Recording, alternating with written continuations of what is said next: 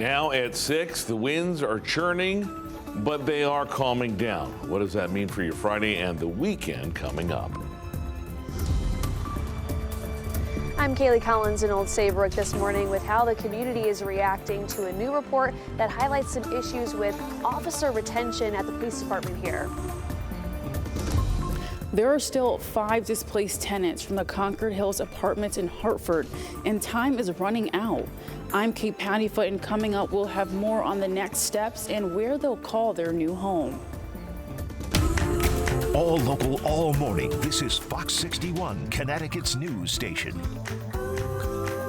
It is 6 o'clock on this Friday. Good morning. Thank you for joining us here on Fox 61. I'm Tim Lammers. And I'm Symphony Privet. We have made it to the end of the work week. Happy Friday, as I like to say. Now, we do have a reminder for you this morning. The state's severe cold weather protocol is still in effect until noon today. So you can call 211 if you're in need of a shelter or warming center. And the United Way will help anyone in need with transportation to a warming shelter nearby. So share that with some other folks you see out and about who need a warm place to stay. Now, Matt, yesterday I feel like it wasn't as bad. Really? As was that Wednesday? Were you inside a little more yesterday? Yeah, maybe. It was still chilly for sure, and that wind was still. And did you notice the temperatures itself really had, in terms of the real feel, didn't change, but the winds were churning yesterday, especially up towards the higher elevations, the Litchfield Hills. That said, here's the good news for everybody. The breezes today are not as breezy. We are going to calm things down a little bit. Increasing clouds, you're going to wake up to a little snow by tomorrow morning. It's not a huge deal. It's a big miss, a big storm, big missing. Other than that, it's a mostly mild weekend. We'll talk about that coming up. Got the wind out of the north and west, got mostly clear skies out there to check the lake effect. Not finding much. Oh, that's interesting. Just a little bit up in Burlington. 26 in Hartford, 31 in New Haven, 26 in Groton. These temperatures, again, for 6:02 in the morning, are not bad, but you got to check out the winds, which I'll happy to show you if this had better batteries in it. There you go. 6 to 15 mile an hour sustained winds, wind gusts up to 36 still in Bridgeport. So yeah, there's still a bite to the wind. It's not as bad. You've got double-digit wind chills everywhere, 10 to 23. That alone is a big improvement as we get to the mid-20s later on today. All right, school bus forecast. Temperatures, better, getting into the 30s, getting above freezing for the first time since Monday. How long is that going to last, and what does the weekend bring, especially with that snow? We'll talk about it coming up. 6:02, happy Friday to you. And boy, did we limp through this one. Whew. Rachel Piscatelli, good morning. I am happy to see that we are on the other side of those wind chills, Yes. That's for sure.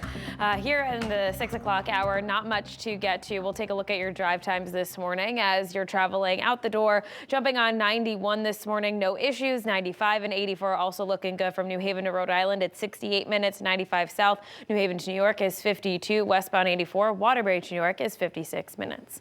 Tim and Symphony.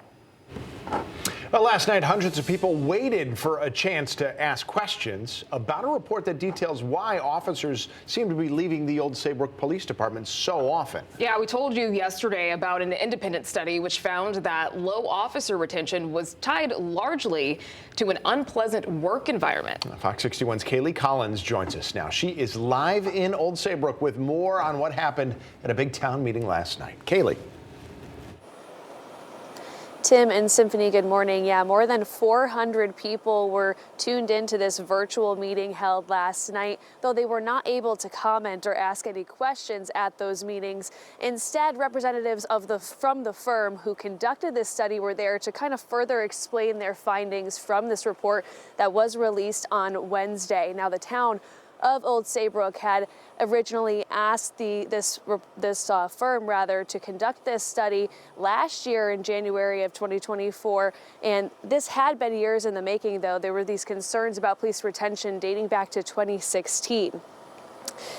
Now, the move had been years in the making. As I said, Police Chief Michael Spera said the department was losing officers to higher pay and benefits offered at other law enforcement agencies. But this report laid out some other reasons, including the unpleasant organizational culture there, excessive overtime requirements, and verbal abuse and intimidation, among some other issues cited by current and former employees. There were over 70 employees who were interviewed throughout this process.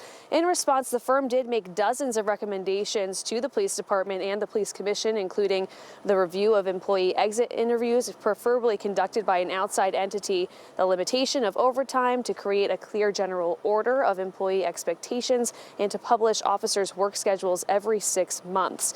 Now, members of the Police Commission said that it was upsetting that some of these things were not already common practice.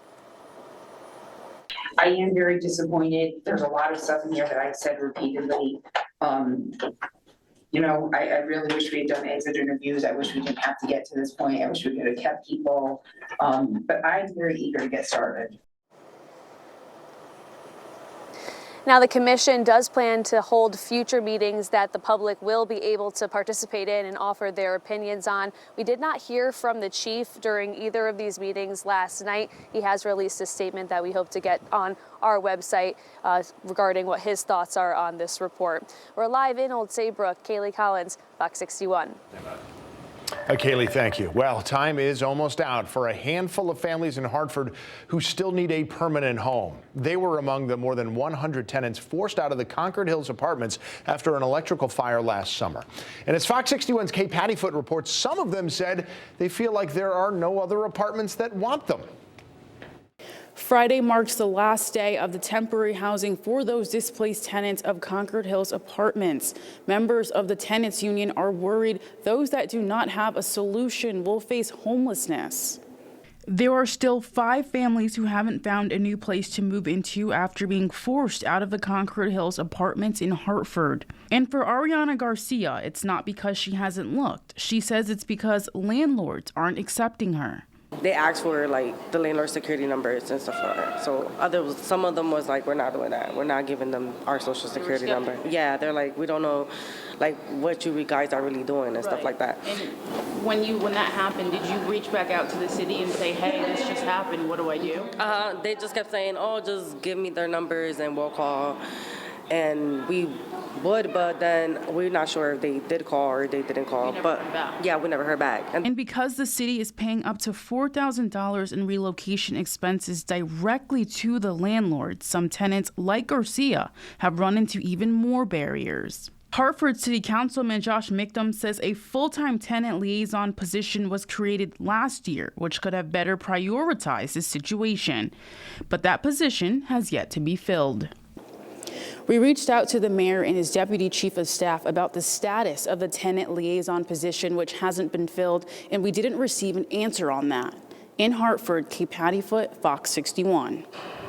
Okay, thank you. It is 6:07 on this Friday morning, and as of this morning now, 10 people are confirmed to have died in those wildfires that have destroyed whole neighborhoods of greater Los Angeles. Yeah, and just like you see this fire behind us on the big board here, these flames have burned at least 10,000 homes and buildings in Los Angeles County.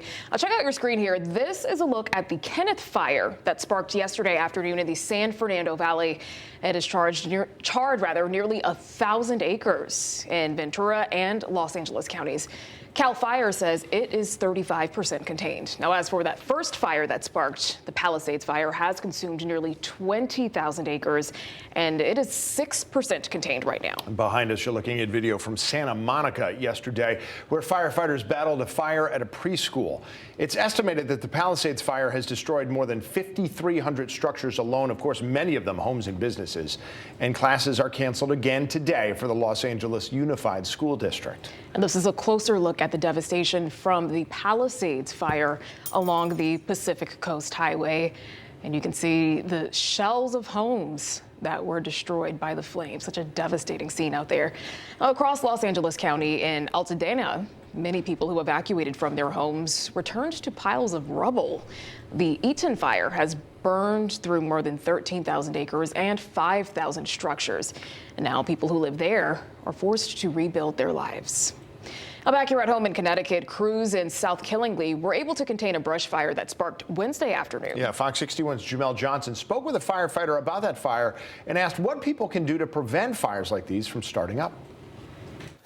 Hey man, be careful with that brush fire. What do you mean? Well, just down there was a huge brush fire that burned almost an acre of land. I mean, if you're not careful with this, it can spread in just a matter of minutes. Firefighter and EMT Robert Dombrowski says these types of fires have become a norm over the last few years. Normally in the wintertime, you don't see that many, but over the last couple of years, we really haven't had a snow cover. We've had a lot of wind issues. So we do see more and more. The latest brush fire was almost a disaster. Roughly 3/4 of an acre of land were burned between Pike Lane and Jacks Road. It was moving rapidly through, I believe, an open field. This really wasn't all that big. It's just that if you don't get to it in time, then it's going to spread even further. So time is of the essence there. Because of mutual aid agreements between South Killingly and neighboring cities, they were able to contain the fire before it got out of control. Still, reaction time can vary as it depends on several factors. It all depends on, like I said, the time of day, people's work schedules and stuff like that. So some days you're lucky and have a lot of people around.